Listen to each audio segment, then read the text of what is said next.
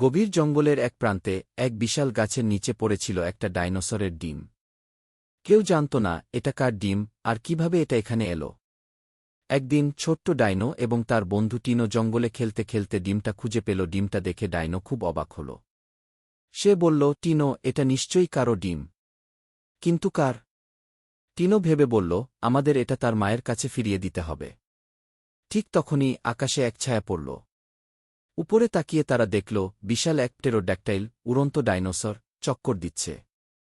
সে নিচে নেমে এসে বলল, এই ডিমটা আমার বোনের হতে পারে। সে অনেক দিন ধরে তার হারানো ডিম খুঁজছে। ডাইনো আর টিনো ভাবল, যদি এটা সত্যি তার বোনের ডিম হয় তবে তাকে ফিরিয়ে দিতে হবে। কিন্তু কিভাবে তারা জানবে এটা সত্যিই তার বোনের ডিম কিনা? তারা সবাই মিলে ডিমটা নিরাপদে নিয়ে গেল জঙ্গলের অন্য পাশে, যেখানে এক মা ডাইনোসর কাঁদছিল। ডিমটা দেখে সে খুশিতে চিৎকার করে বলল, এটাই আমার ডিম। তোমরা আমার বাচ্চাকে বাঁচালে। ডাইনো, টিনো আর পিটার খুশি হয়ে গেল। তারা বুঝতে পারল বন্ধুত্ব আর সহমর্মিতা সবকিছুর চেয়ে বড়। নৈতিক শিক্ষা: অন্যের জিনিস ফেরত দেওয়া ও সাহায্য করা সবসময় সঠিক কাজ।